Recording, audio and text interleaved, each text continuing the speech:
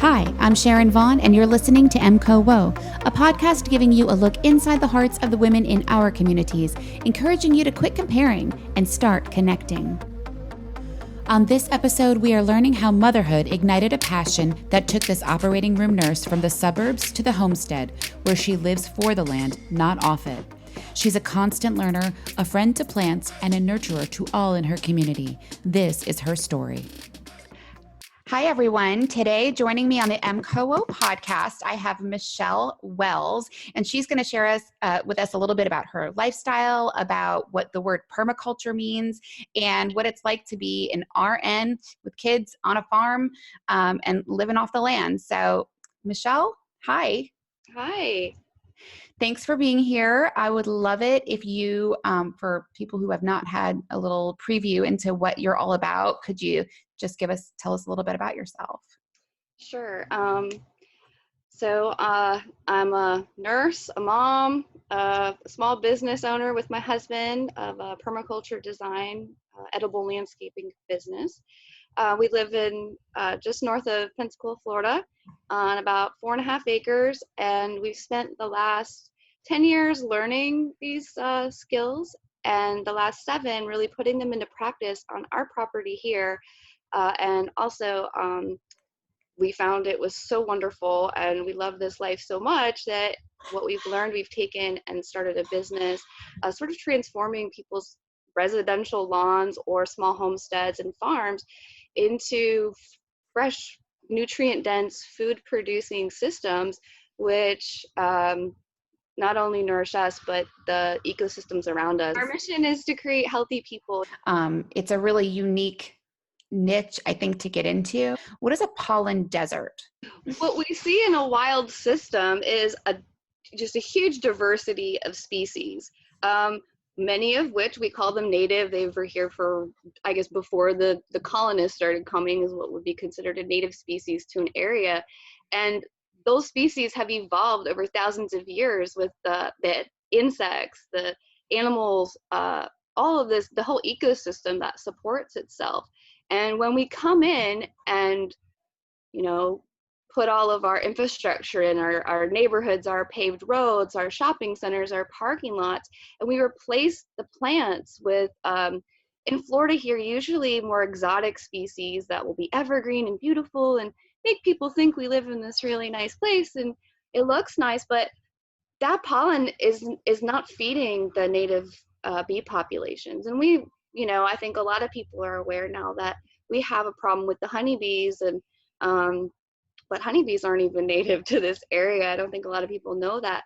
But what we're really damaging are the native pollinators, and not as flashy, but they're really important. And if we can't keep good diversity in our, worldwide, all the different ecosystems, things get out of balance, and there's less food for us, less food for the animals and insects and all the things. We keep bees here. I call us bee havers because we don't really mess with them too much. We're kind of jack of all trades sort of people, learning all these skills alongside many people our age and or above that are doing this. We didn't grow up learn with these homesteading skills like so many people did, maybe in like Appalachian regions or more rural regions. Like Rick and I grew up in the suburbs of Clearwater.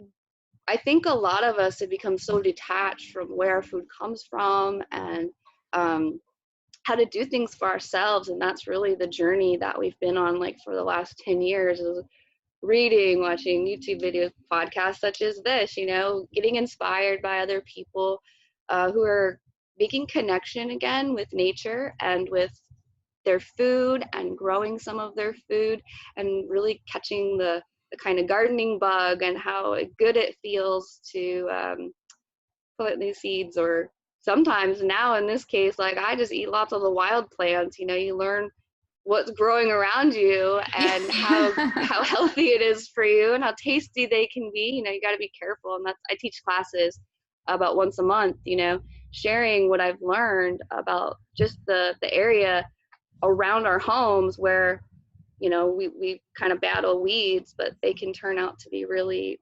nutritious and abundant. Even right now, we just had 3 days of frost, and all of our spring greens, the weeds are still out there. Ate them this morning. You ate them this morning. Yeah, So I kind of walk around every morning and with a little basket and sort of forage things that I've planted. Most of our gardening is perennial gardening. So we basically plant trees and vines and shrubs that kind of, seasonally are coming and going. And most of what I do now is just harvest. So I'll go out in the morning, I'll get mushrooms, wild and cultivated, different herbs and plants, and bring them inside to use for my meals for the day. that's really cool. And that's kind of the whole philosophy of your permaculture and homesteading, right? Is that the things that you're creating, like this whole environment around you that you can live on. And it's not, I don't want to say that it doesn't require maintenance, but it just kind of feeds itself. Like it's got this symbiosis to it. How would you describe that to someone who doesn't really understand? Yeah. So what I like to put it under the umbrella of, and I like this term, and I can't remember where I first heard it, but just like regenerative agriculture and regenerative living, and we talk about sustainability a lot, and that is important. We want our systems to be sustainable so they can continue long term, but we want to develop resilient systems that are going to restore sort of the damage that we see being done with agrochemicals and just the way we've tilled the land and kind of taken the nutrient out without really thinking about the soil ecosystem. And so that's really what we focus on. And so we focus on really soil gardening and building the biodiversity and the life in the soil, encouraging that. For us, that meant using, we had a slope, so using we would dig swales on contour to capture the water coming down into the landscape so that we didn't have to irrigate. So initially, when we were putting in these systems, we're putting in a lot of thought. So you want to observe what's going on. You need to first observe, how's the water moving so I can appropriately catch it? What's the contour of the land like so that I can put these systems in appropriately to function, to kind of capture the water and capture the nutrient? Because we put this system in where we dug a little ditch, did a little berm, planted a lot of cover crops. A lot of plants, I don't know if people know, can sequester nitrogen from the atmosphere. They bring it down into their plant bodies and their root systems. And so when those plants die back, the top part of the plant starts to decompose on top of the soil, feeding soil life and releasing the nitrogen, which is what most people, if you get Miracle Grow or something, you see like nitrogen, phosphorus, and potassium. Those are kind of your three main, and nitrogen is what grows a lot of leafy greens. So we want to encourage that. And instead of us using synthetics, fertilizers, or even organic store-bought fertilizers, we want to develop systems that are going to self-fertilize. Okay. Just like the forest does. Nobody fertilizes the forest, nobody waters the forest. So we observe these systems, and then we look at our specific landscape, and your land, one person can have a landscape, and a residential lot next door can have a little bit different slope and a different system. So everyone needs to look at what they have on their property. And then what we do is, after observation, this is the part that takes the time, is the installation, really kind of, we call it earthworks, where we're moving the land so that it captures the water and stores nutrient, or is allowing more water to drain. It just depends on the situation. And then you got to get the trees and plant cover crops. And so the first 5 years are sort of the more intensive time in developing these systems. But we see now that we've got systems in place in these neighborhoods across Pensacola, these people, it's mostly just harvest and seasonal things like pruning or replanting. When I harvest potatoes or garlic or something, when I harvest them, I just put one back in, and it comes up when it's time. Usually, some of them, if we have an early frost, some of them might get hit, but most of them survive. Yeah. And what you're going to develop over time if you're gardening like that, I kind of call it like resilience gardening, is you're going to develop resilient strains, and the genetics are going to be passed along for your particular area, your yard, your microclimate, your regional area, and you can share those plants with other people of similar stuff. So. Yeah. And so that's what you guys do as part of your business. You go in and you create these environments in people's own yards, right? Yeah. Okay. So I want to come back to that. You said that both you and your husband did not grow up in this sort of lifestyle. So when did this bug start for you? What triggered you wanting this lifestyle? I think like many of the people I've talked to who kind of did a shift like this, it was when I became pregnant with my first child. You know, you start looking. Now, I was a nurse for years before that, and always been like wanting to be healthy. And, you know, I was one of the first people taking probiotics. Yeah. And, you know, like I've always been like, what's the latest with health and wellness? But I really had no idea about our food. And so I'm pregnant and I'm learning all this stuff. And I mean, when I had the baby, I stayed home with her. So we were a single income family, and I could not afford all the wonderful organic food and grass-fed meat and all the things that didn't have, you know, the things that I didn't want or the practices that I didn't agree with. So we had to do it ourselves. And my husband and I are just kind of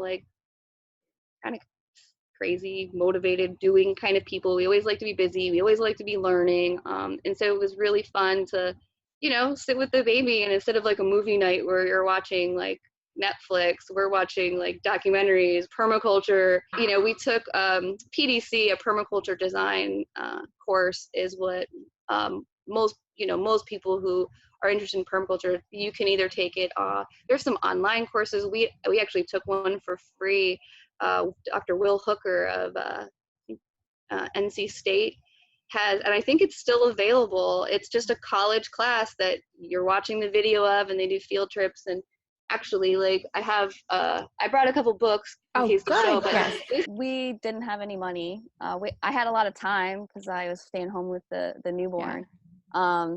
And, you know, Rick would come home from work, and we would just, you know, get a glass of wine, sit on the couch, and instead of watching, you know, Netflix and movies like that, we would watch, you know, like college courses. Like basically we audited the UNC State Will Hooker's Permaculture 101 class. I'm not sure what they call it, but it's something similar to that. And I think you can still find it. This was many years ago. This was 10 years ago when we did that.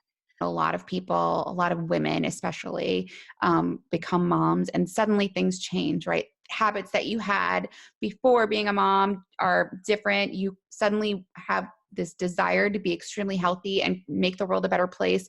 Even if you had it before, it's just amplified because now you have another creature that's going to bear the, you know, benefits or consequences of whatever that world holds. How many babies do you have? I have two. So I have a 9-year-old daughter and a 7-year-old son. And we homeschool them here.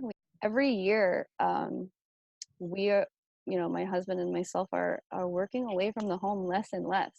And more really building like something for ourselves and our children, and doing it with each other and with our children. My mother was a nurse when I was born, and I grew up, you know, talking with her and helping her study for things, you know, and really interested in that.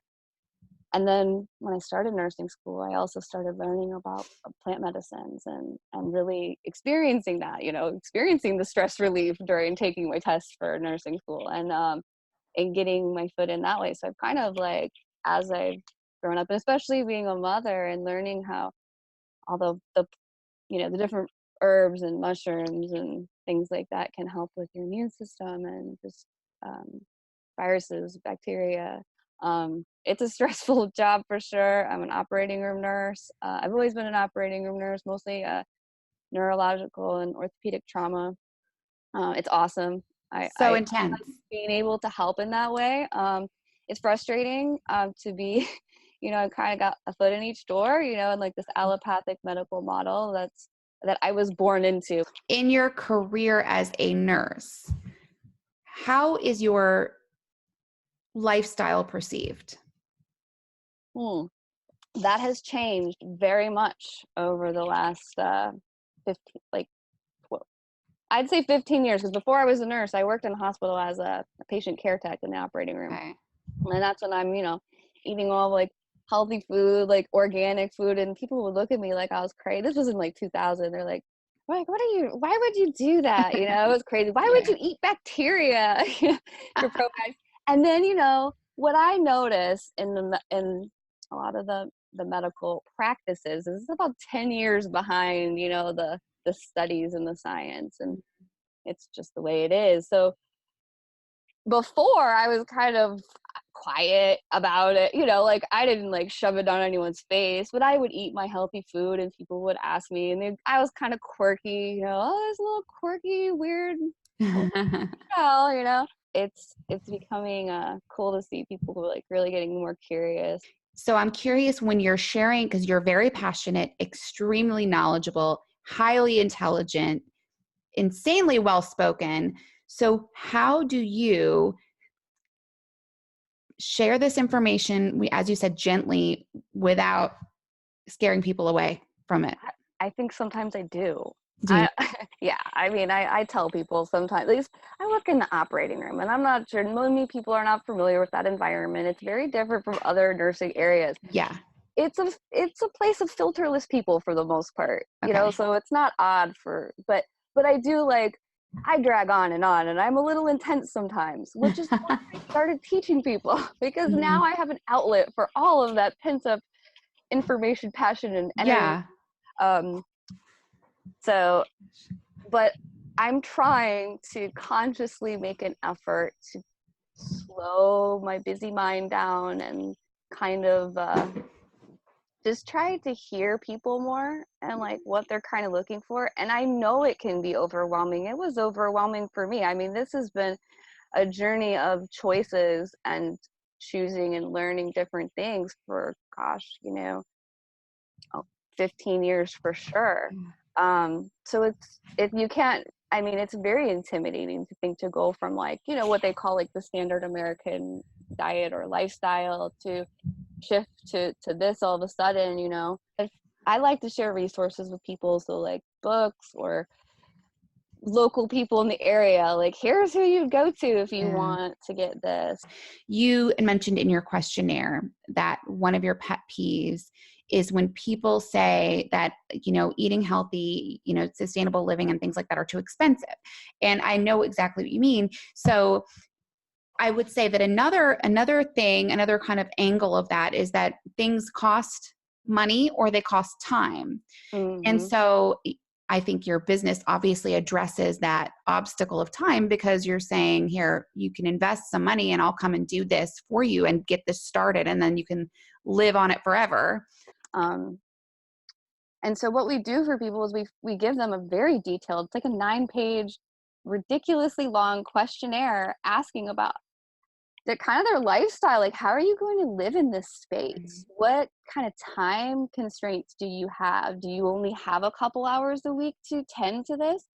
And we design for those people. Wow. So that their life is easy. In some places we don't put any food, like we have designs where we just do all natives, because one, they're getting watershed from a contaminated source, so they don't feel comfortable eating food from their property. Mm-hmm. But they want to support the ecology. They want to be a filtration for that before it goes into the creek. And so we've found ways where someone will pay Rick for the day to organize what we call a permablitz, and the homeowner will provide lunch and refreshments and a bathroom, and they'll invite some friends, and we'll invite people from our like permaculture community, or gardening community around here, and everybody shows up and plants like hundreds of plants. You touched on something that I want to talk to you about, and that is, we tend to hang out with people that like the same things we like, and you have obviously curated a community around you, right? Like that, okay, these are the people that want to know about what I'm doing, or the people that already kind of are into it, and these are the people that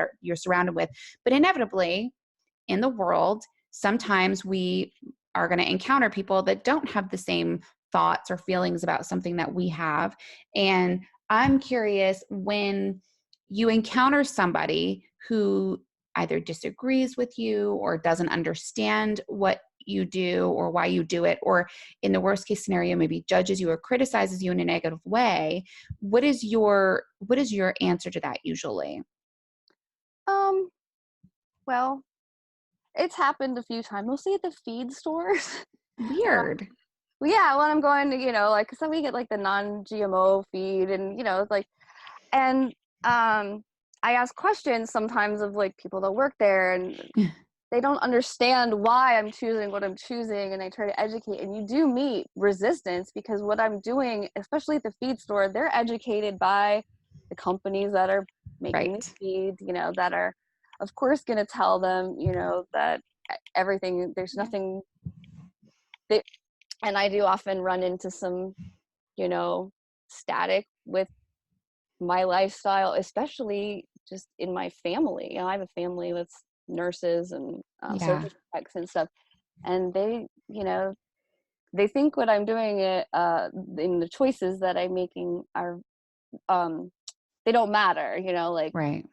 it's so I don't know. What I do is I just keep focusing on what I have seen in my life have a positive outcome, and I certainly have. People that I learn from me on a daily basis, and the same thing, we all learn from each other. Especially what I'm seeing in this, like the permaculture community, you're getting people from so many diverse backgrounds, like engineers, people in the medical profession, people in business, just leaving, just saying, I'm done. Like, to succeed in this career, I have to give up myself and my family and connection, and they just leave and and start. Those are the more radical people, but Yeah. I guess I kind of resonate with those people, the jumpers and beginners and pioneers and adventurers. I've always sort of had that spirit, and so does Rick. So of course we magnify that when we're together. Is there ever a time where you take over the counter medicine for something that you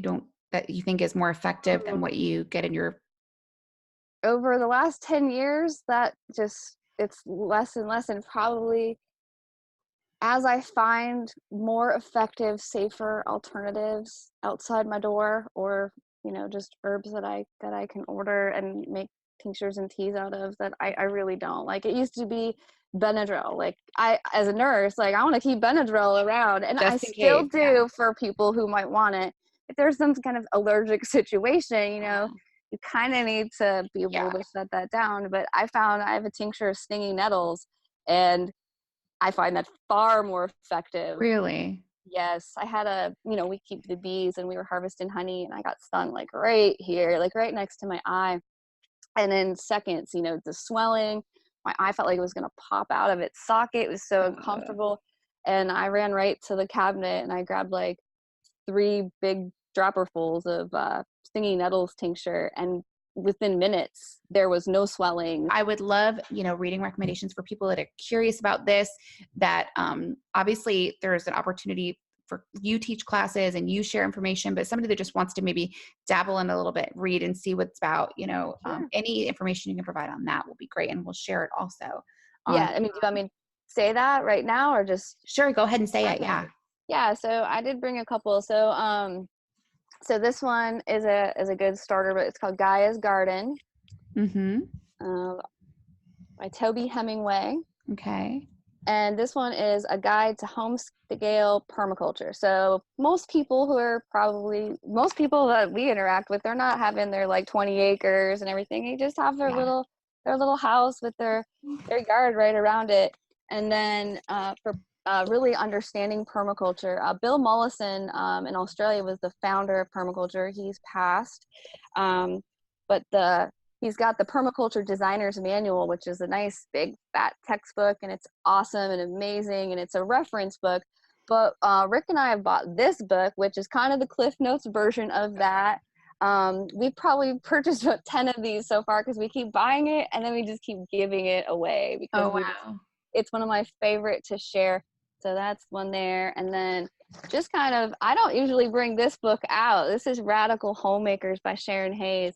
So this one is like, I probably read it right when my daughter was a baby.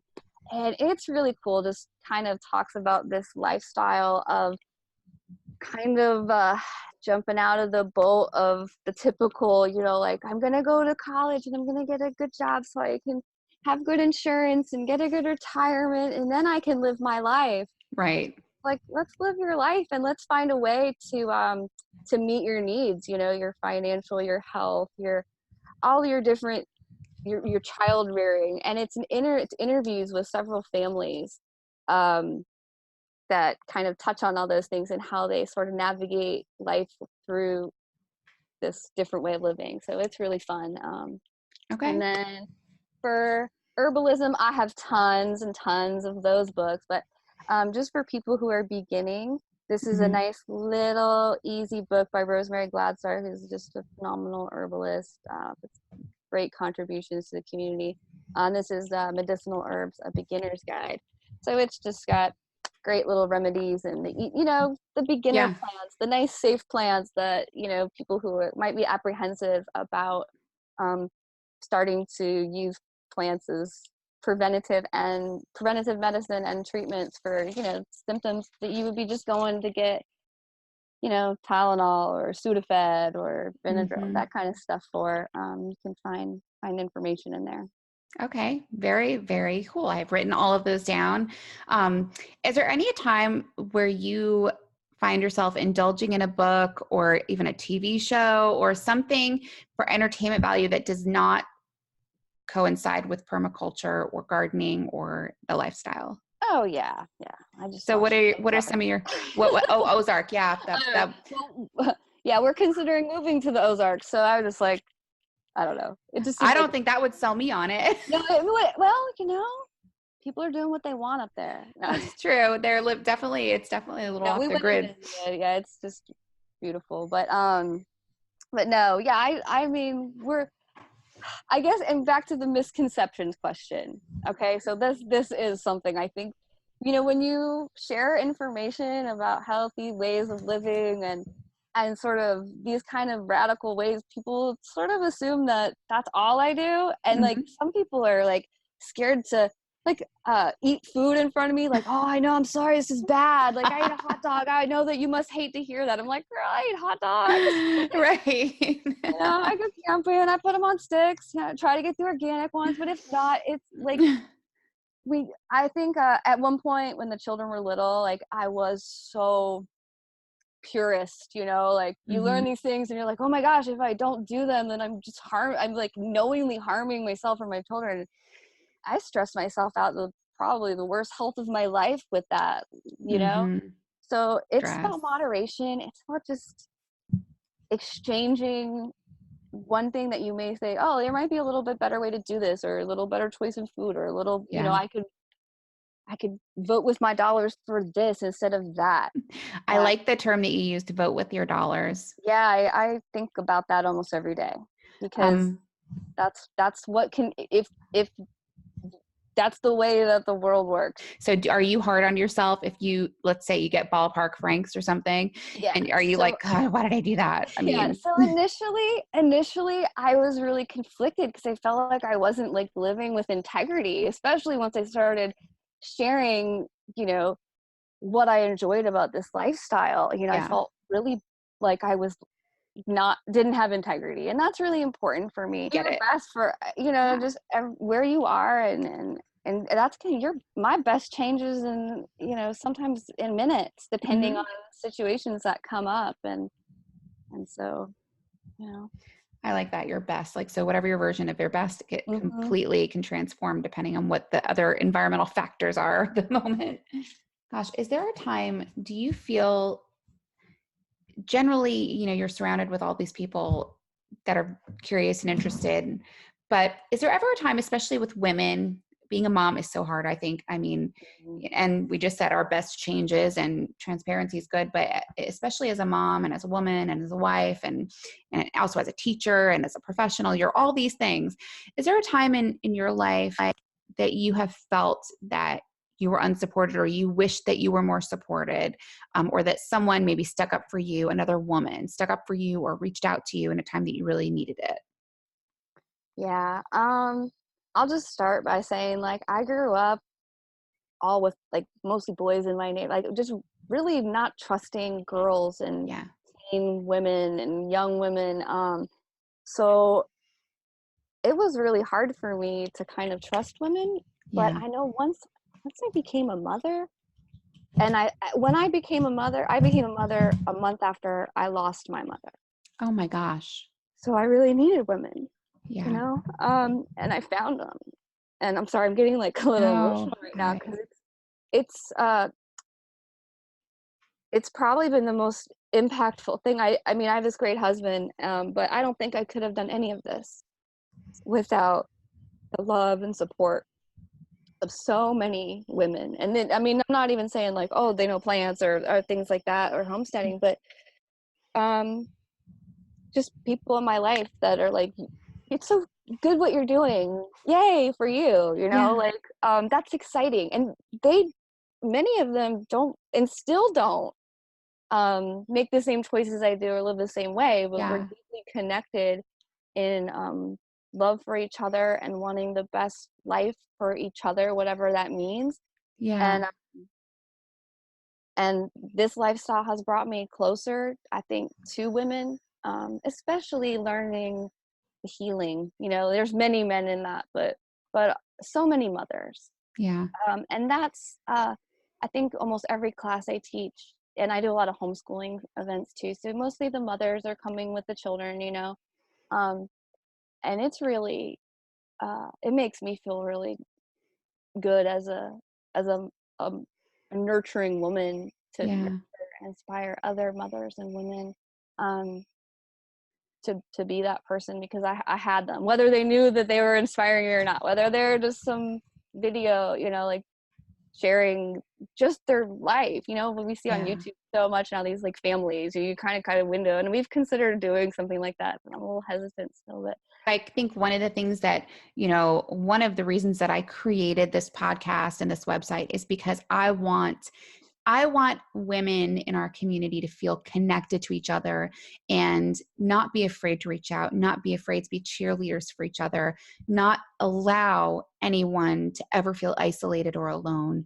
I want us to be a community of women that no matter what we do, what we believe in, how we live our daily life, that we don't have to be afraid to ask each other questions or to say, I need help. I need someone to, you know, give me advice, tell me what to do, hold my kid while I get my wallet out of the grocery, you know, whatever. I mean, but there's so much fear, there's so much comparison, so much judgment. And I just want, your words are so beautiful. You lost your mom in the time where you needed her the most. You needed her words, you needed her. But every woman then became, you know, stood in those shoes and stood in that moment with you. And that is so beautiful. And I love that is the experience that you had. And I want that for everybody so bad. Yeah. And I mean, you touched on this good point of, you know, I think with women and mothers and parenting is comparing. And I hope that when I talk to people about and share just kind of where I find joy and health and happiness, it's not to say that like this is the only way, or that if you're not doing this that you're wrong. It's just what I've found and what I've been inspired by and put it into practice. And we're all so different. We're all from such different backgrounds. And what I like about permaculture and like I see this when we welcome people in our classes, sometimes, you know, 40 people show up and they're all so different. You know, it's not one kind of, you know, religious or not, or it's not, you know, like we get preppers, you know, like those kind of, you know, and also vegans, and we're all mixed together, so cool. Inoculating mushroom logs together, right. You know, like with a common purpose for humanity and a connection to each other that's kind of much deeper than what we see arguments on Facebook and those kind of things. And I love kind of being a catalyst for that and seeing other people in this movement as well, welcoming everybody's bringing value to this, you know, because we all have different experiences and we all have different goals too, and that's okay. You know, like don't all have to do what I did. Please don't, like, do it your own way, because someone may resonate with that doesn't resonate with me, you know. And I love what you're doing is kind of making a network, you know, of local people to inspire, uplift, and kind of support one another. So thank you. Oh, it's my pleasure. I know that we really just hit the tip of the iceberg on the details, but I'm going to definitely share on our site and in the podcast information about, you know, how to reach you if people are interested in the class. But you can go ahead and tell us now if somebody wants to get in touch with you and have you consult with them at their home or come to one of your classes. How can they do that? Okay. Yeah. So my name is Michelle Wells, and Rick Wells is my husband. We operate a business called Pensacola Permaculture. Currently, the only place we are like interfacing with people is on Facebook. We're not really good computer people. We're hoping to build a website soon. So you can visit us on Facebook there.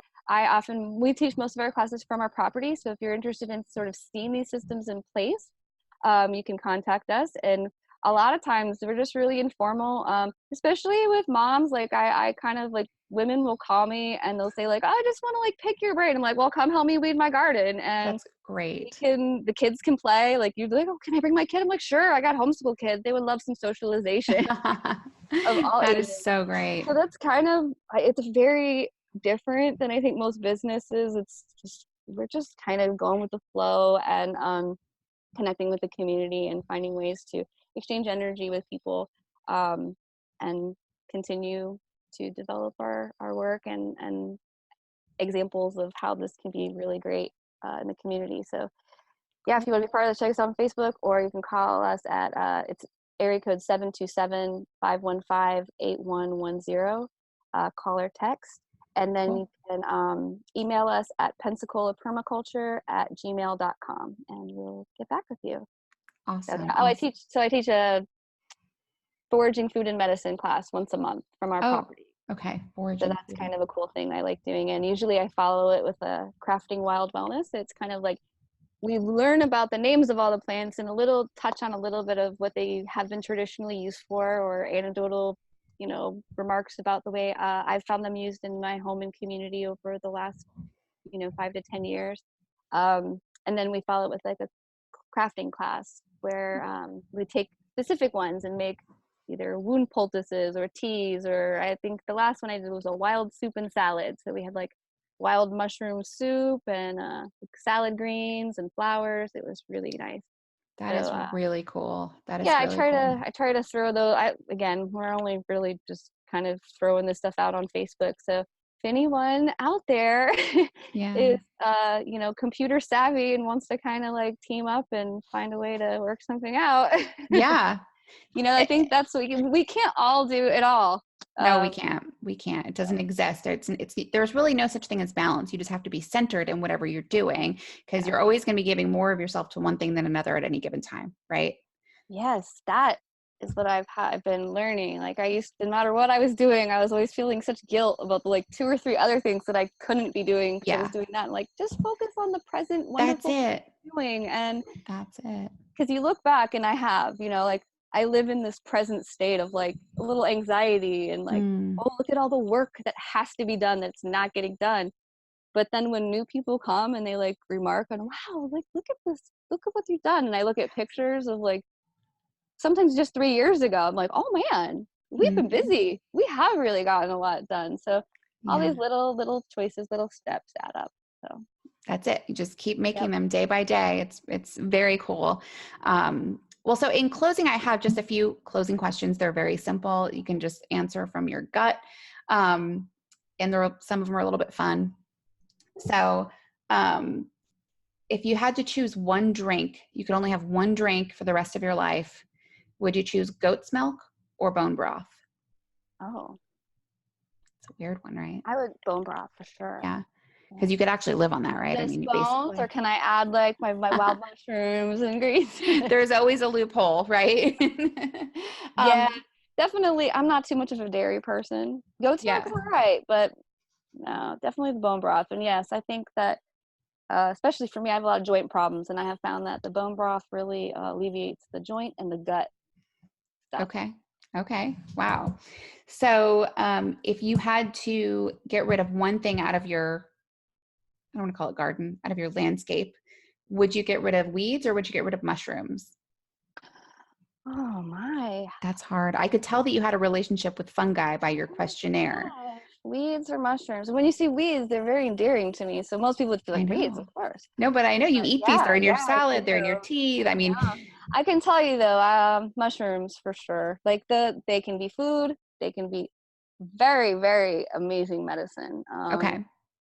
So All yeah, right. So you mushrooms. pick the I mushrooms. would keep the mushrooms. If I had to pick, I would be sad. That would make you sad. Do you feel like you are at your best in the daytime or at night? In the day, and that's changed for me. Being a mom has flipped the switch on that one. I used to Has be it? night owl, yeah, but no, certainly I'm more, I guess, alert, awake. I wake up with the sun. Even on work Okay. days, I kind of finagled it so I get to go and work late and stay That's late. great. But so yeah, I wake up with the sun, and I try to start my day, like with a little walk outside, and then I just feel like, I don't know, more clear-headed, more energy. Um, And then that kind of, I get really tired now at night. I didn't Yeah, used I to. know, me too. I think it's the mom stuff though. It's mom stuff and your kids are up and that whole circadian rhythm thing is real, right? And like you just get Oh on this yeah. schedule, your body adapts. I've Yeah, never really been a night we're person. all kind of on this natural schedule now. Like we don't have to wake the kids up for school. I don't have to wake up early for work. Rick owns his own Yeah. business, so he starts when he wants. We wake up early. Like I still wake up at 6:30ish naturally, Yeah. but it's kind of goes with the year. So. So if you were about to bury a time capsule that can be discovered in 100 years, let's say, what would you put in it? Oh my goodness.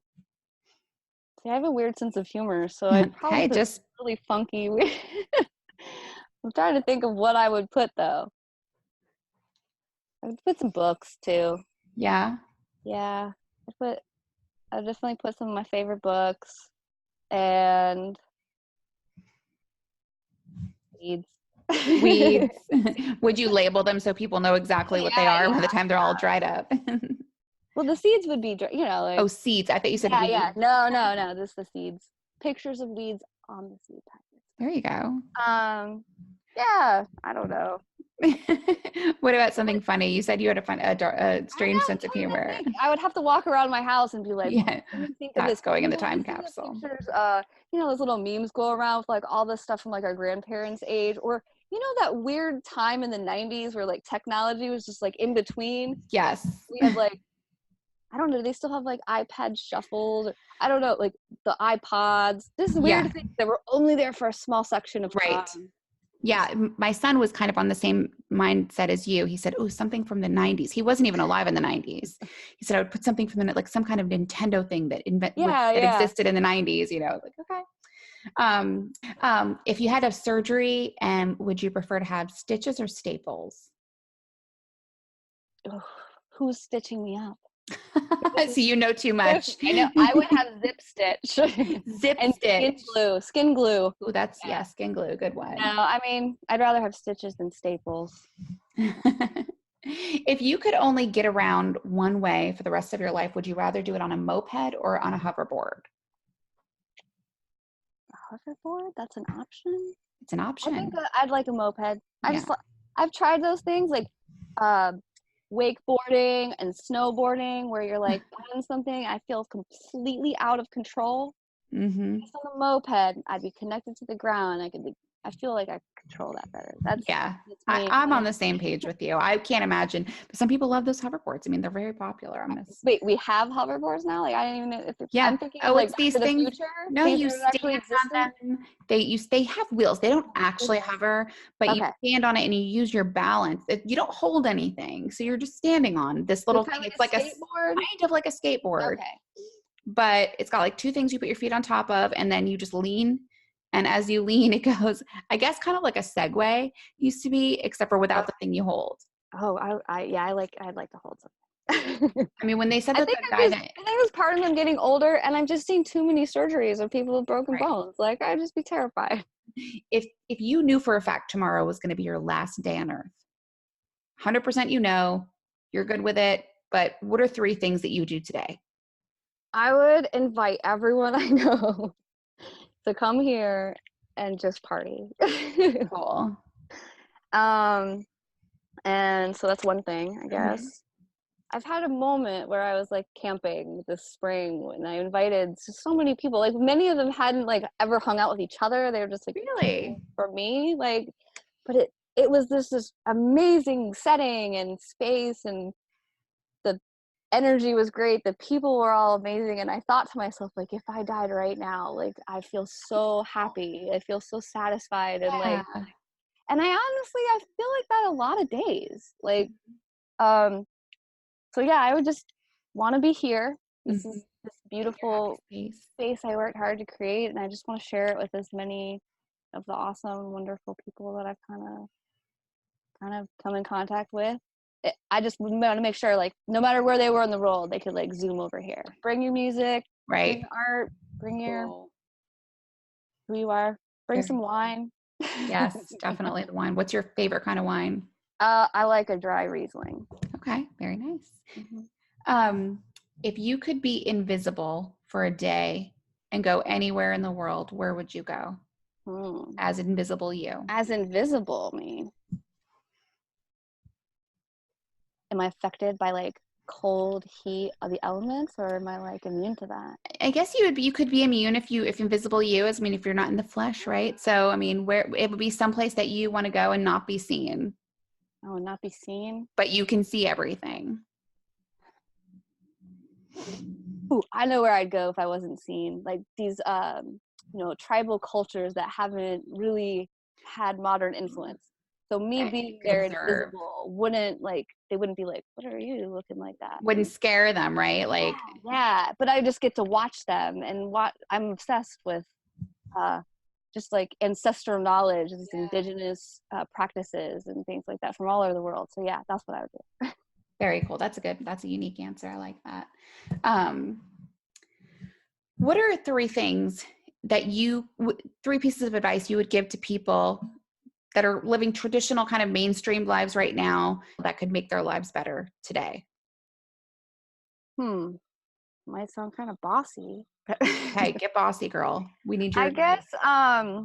It's kind of general, but I think when you see things that challenge especially like the mainstream media and popular culture and the government agencies are telling you, when you see things that make you uncomfortable or that conflict with your deeply held beliefs, like, check it out. Like, don't believe it all at once, but like, just ask yourself a question and kind of look at the people that those people are saying are crazy, because the more I talk to the crazy people and follow the path of science, especially, like that's not being shown to us on our, in our daily lives, that's what I'm finding. So that's like the first thing. It's huge, but you could do one little thing of that, and then like learn one wild food, like learn one little wild plant that lives around you, and just make friends with it. Learn about it and taste it, and like a wild edible plant, it's edible. And then the third, find a plant friend. Find a plant friend. Challenge things when you see them. If you hear them, don't take things at face value, basically, right? Like, it's okay to ask questions. Just because it's a lot of people believe something or say something doesn't mean you can ask about it. And make friends with a plant. Yeah, I like it. Do you have any other things that you'd like to add before we kind of close out this discussion? I don't know. Just be gentle with yourself in all things, and try to connect with people, each other, and the world around you. That's beautiful. I think that's the best way ever to close this out. Michelle, thank you so much for your time, for sharing. It was really, really great. Thank you. Thank you for listening to the MCOWO podcast. To learn more, follow us on Instagram and Facebook at Emerald Coast Women, and visit us on the web at mcowo.com. That's www.emcowo.com.